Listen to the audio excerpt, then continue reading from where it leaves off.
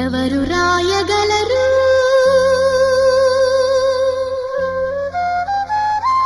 అమ్మాను మాట కన్న కమ్మని కావ్యం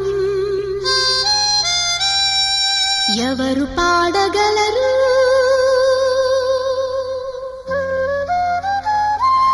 అమ్మ అనురాగం కన్న